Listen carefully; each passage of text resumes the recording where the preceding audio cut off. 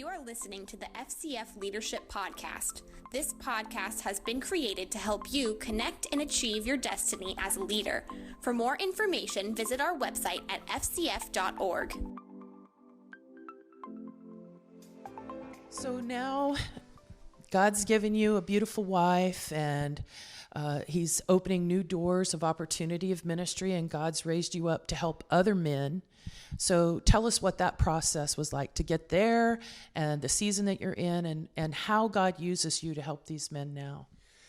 Well, good question. So I think, when I came back into ministry 3 years later, Cookie, I just was looking for a place to kind of get my feet wet again. I didn't know what I was going to do. So I served in a couple different churches, just helping behind the scenes. One of the churches asked me to start speaking again, and so a couple of these pastors began to really identify a calling to help men. I was doing men's ministry and coaching and counseling men that were struggling with porn and affair issues and things like that. So I guess now about 2 years ago, we finally officially began speaking to men and coaching men full time. So my life basically today is going out about twice a month, speaking into the lives of men at men's event, men's conferences, men's breakfasts, seminars at churches, things like that. And I tell my story, and it's honest, it's unvarnished. It's really, really strong. And the reason it is because when it's told in an honest way, they open up their hearts. And vulnerability breeds vulnerability. So all of a sudden at the end of these men's gatherings, these guys are like, man, they're asking questions. They're coming forward for prayer. They're looking for help. We move guys into groups. It's just powerful. So we do that, and then a lot of these guys that I'm meeting on the road in our travels, they're looking for ongoing help. Like, what do I do? And I've been in this world for 20 years, and how do I get free? So I have a couple things that I do beyond that. So I have a coaching program that I do online. I've got a platform online where we can see each other. I can share resources. I can put things up on screen. And so I'll take guys through like a 6-week freedom coaching program where I walk them through, it's called Resurrect 777, and I walk them through 7 beliefs, 7 new mindsets, and 7 new practices to living the resurrected life. So it's spirit, mind, and then practice and body. And and then they go into, after that, they go into a men's group. And so I have an online men's group. Sometimes I'll have 2 or 3 of them, depending on how busy I am. But we meet, about 12 guys meet for an hour and a half once a week online. And we can all see each other. So every photo, every picture's up on the screen. And I do a little bit of training, and then we do interaction back and forth. About half the guys are pastors or ministers. About the other half are just Christian guys. And we just do work together, and we just help to facilitate complete and total freedom in their life. And as soon as they walk through that and they feel a deep sense of freedom and feel like they're strong and they're able to move out into their world again without weekly assistance, then my challenge to them is, okay, you go do it now. You find a way to help guys so that you're staying engaged. So, I get calls like yesterday. I got a call from a pastor, the other side of the country. He's in crisis, in an affair. His wife is, just beside herself, and he didn't know what to do. And the reason they're calling me is they know they can trust me. I'm going to listen. It's going to be confidential. I'm going to help them. I'm not going to call anybody. I'm not going to tell them, I'm not going to tell them politically how to handle it. All I'm going to do is coach them on how to get help personally, how to walk through this in their marriage. And if I can help them process, what they need to do in their church, I will, because I've done that a lot as well. Let me ask you this, little side journey on this, Yeah. because you made this statement, and this is a big thing in our world. Yeah. And that is the political side of being in public ministry and having a failure. Yeah. And what's the weight of that? And how did you, not necessarily did you navigate it, but how do you see to help others navigate it if, like you said, your coaching doesn't necessarily include the political side of it, but how do they cope with it? Yeah. Well, one of the things I think we've, in some parts of the Christian world, we've made all these rules. If a guy, a minister is caught in porn or caught in this or that, well, they're out for X amount of time, and this is their punishment. And restoration from brokenness and from sin was never meant to be punitive. We don't see that in the New Testament. It was always meant to be restorative. Yeah. So when you see Paul talking to the Galatians, he said, if you see a man caught in sin, restore such a man in a spirit of meekness. So that word restore is the same word they used in that time for the healing of a broken bone. So when you heal a broken bone, there is a time where the bone is immobilized. There's a time where it's wrapped carefully. It is set in place, and there's healing that happens, but then there's also the time to unwrap and let it go back to work. So I think for ministers, And in the natural, a bone is actually stronger after a break you're exactly than before. right. Yeah, I broke my arm when I was 17, my left arm, and it's stronger than my right arm today. So my feeling is when a minister falls into porn or some form of sexual sin, it doesn't mean they're disqualified from ministry. It doesn't mean their future is gone. Now, depending on the degree and depending what's happened, there's some that may need a more extended time of restoration. There's others that maybe don't need as long an amount of time. I don't think every pastor that has had some kind of sexual crisis needs to be taken out of their church and needs to be replaced. In some cases, maybe they do. But we can't set up all these punitive rules of saying this and this and this and this, because for each and every church and each and every couple that I deal with, they're all different. And they all need varying degrees of help and ministry. And so I would say of all the pastors, worship guys, youth pastors that I've worked with, I would say more than half of them have been able to stay within context, be healed in context, have time set aside for that healing, but then continue in context. And the whole world doesn't need to know either. This idea that we just need to tell the whole world and just expose them to the whole, that's... People don't understand the damage that does and the hurt that causes. We don't do that to anybody else in the church. Why do we do it to the ministry families and put their kids through that and put their wives through that? It's absolutely ridiculous. And the only reason that I would see for, we were asked to leave our church. We didn't want to. We were told our church was told they couldn't contact us. So we had nobody. We were just completely isolated. The only time that should ever happen is if the minister is just completely unrepentant. Right. I mean, he's just like, forget you. I get that. Right. But if there's repentance and even if he doesn't know how to repent, but he wants to, sometimes we have to kind of show somebody how to repent. But if there's a desire to repent, we've got to find a way to make that happen. So I'm just a big proponent of loving people well, finding out, okay, how do we restore this person well? What kind of time is needed? What kind of bandages? What kind of immobilization is needed? And let's be there for their family. Let's love their kids. Let's love that spouse. And sometimes it's, I've got a guy right now I'm working with in the West Coast, no, the East Coast, and it's not him, it's his wife. His wife had an affair, and so he's the pastor. Wow, and he found out the third time.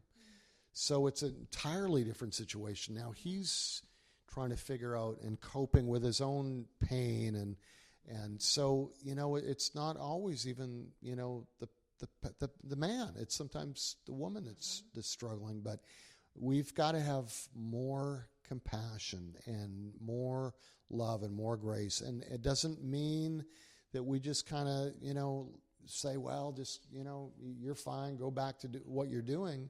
But it does mean that we care enough to walk with them through the fire and help them get to the other side. And I'm here today because of, even though my church wasn't able to be there for me, there were others that were able to do that with me, and I wouldn't be here without them.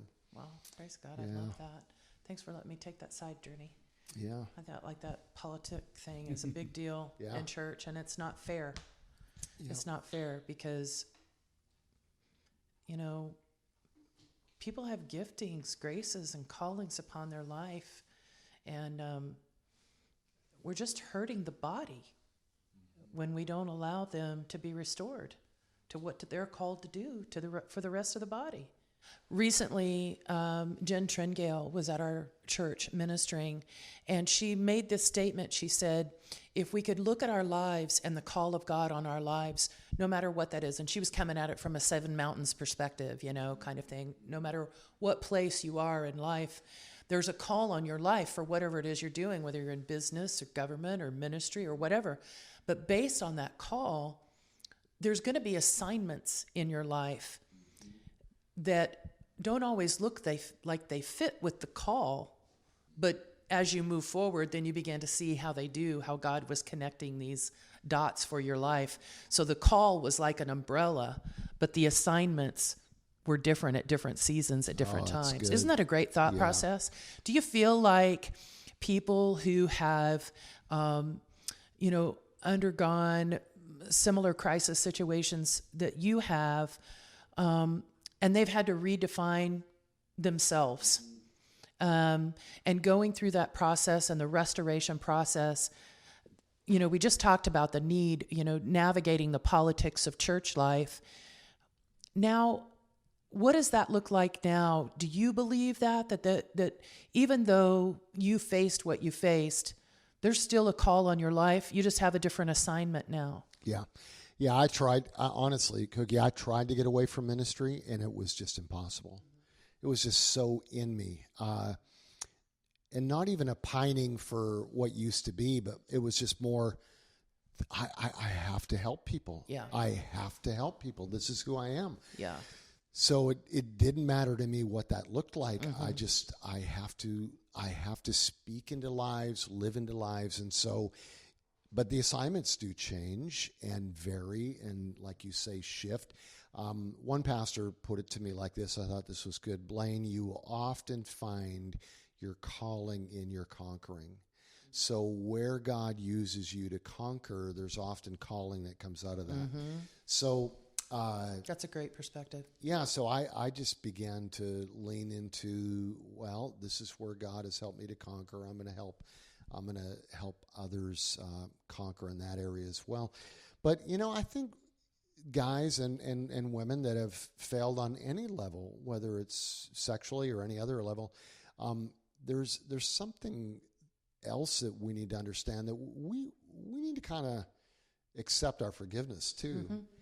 For a long time, years and years, I just kind of, I'd get around the church or get around ministers and kind of put my head down a little bit and wouldn't engage like I used to. I felt like I wasn't quite in the in crowd anymore. I didn't belong anymore. I wasn't good enough anymore. And the Lord, even really through Lori, my wife, she just had to kind of grab me by the shoulders and say, Blaine, you're good enough. You don't have to kind of, apologize for who you are today. This is in your past. This was 10 years ago. You haven't done anything since. You have been living a good life. You are a good husband. You're a good father. Hold your shoulders up, walk into wherever you're going, and be the man of God that you are. Not with pride or arrogance, but just with a assurance that you're forgiven and that you're loved. And I needed to hear that. Yeah. You know, we can't let our past define us, even if others want to continue to define us. In my book, I talk about the last third of the book is all about my resurrection. Tell us the name of the book and how people could get a hold of it. Yeah, it's called Death by a Thousand Lies. And the subtitle is The 7 Dirty Little Secrets of Resurrection. So the reason I called it that is it wasn't my addiction that killed me. It was lying about it. Right. It was covering it up. Right. So it was just all these lies and cover up for 23 years. So they can get it on Amazon. Just look it up, Death by a Thousand Lies, or go to my website, choppingwood.org, and they'll find it there. But yeah, the first third is my cover up. The second third of the book is my crash, and the last third is my resurrection. But one of the 7 secrets is there are always snipers at a resurrection parade. That is so well said. Yeah. When Lazarus was raised from the dead, a chapter later, the Pharisees were trying to kill him. How mean is that, right? Like, he just got raised from the dead and they're trying to re-kill him. And I thought, man, that's just like the Pharisees, man. You know, and there's something about, you know, we resurrected people who've come out of brokenness and crisis and come out of our own pain, whatever it may be. There are going to be snipers that want to keep taking us down, want to keep taking us out, want to keep bringing us back to where we used to be or what we used to do, want to keep defining us by yesterday. And at some point, Jesus wants to just say, listen, you are truly a new man or new woman. Live into it. You know, smile, be happy, enjoy your new life. That is so good.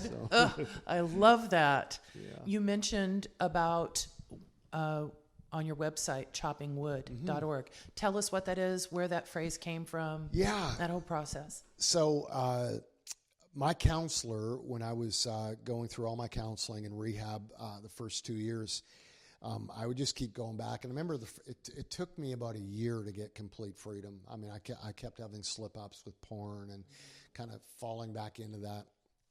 And I was getting stronger, but I just remember saying, man, am I ever going to get totally free of this? And he just kept saying, Blaine, you got to keep chopping wood, man.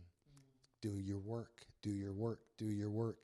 And so chopping wood for me was keeping my prayer life and doing my men's groups and, the Lord's Prayer and just being faithful to church and being faithful to my friendships and my relationships and just doing the work and chopping the wood.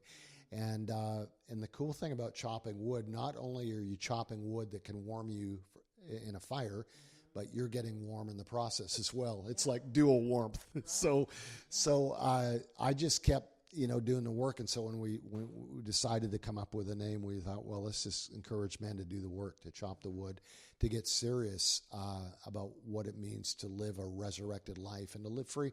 Because 95% of men have engaged on some level in pornography, and then not even to mention beyond that. And then about 65% of millennials are right now engaged in pornography. Boomers are closer to about 55%. ED pills are going through the roof with millennials right now because they are so into the fantasy world that reality doesn't live up anymore. So porn is just rampant, and so we are just trying to, the website, create a place where guys can come and find out that there is safe and confidential help that they can reach out. So we have an email sign up where I do a weekly coaching email It's not a sales email. It's just coaching every week. Just here's what you can do. Here's what you can learn. And then I post blogs. We have videos. And then I do my actual coaching. So guys, if they want to go through a 6-week coaching program, or they want to get into one of our weekly men's groups online, they can get information on that. So that's what the website is. So going forward now, how do we address our young people who have children coming up, since so much is coming at them on a daily basis? So how do we protect the children coming up? How do parents protect their children? Great question, Cookie. So, when I grew up, porn was accessible at a bookstore somewhere, some seedy store. And today, if a kid has a smartphone, they have millions of images that are free, videos that are free in their pocket every day. So we just have to get smart as parents. We have to I think we have to put limits on their smartphones, because that's where they're going to access porn the easiest. So if I were a parent today, I wouldn't let my child be in their bedroom on a computer or on their smartphone, just kind of scrolling and looking and endlessly. If they want to get on their social media or whatever, they do it in living room or in game room or in a place where everyone else is. And that's inconvenient, but I would rather inconvenience them than make it really easy for them to stumble onto some porn. And because it just takes one time, and all of a sudden they're like, oh, I want to go back to that, or I wonder what else is there, and it can just get so easy. I would also encourage parents to put some kind of filter on their media, on their computers, even on kids' phones. Covenant Eyes, it's covenanteyes.com, I think, but they have great filters. I use Covenant Eyes. Especially early on when I was single in my recovery, I had Covenant Eyes on all my devices. And it just protects us from going anywhere and accessing websites that are inappropriate. And it's a great safety guard for your kids.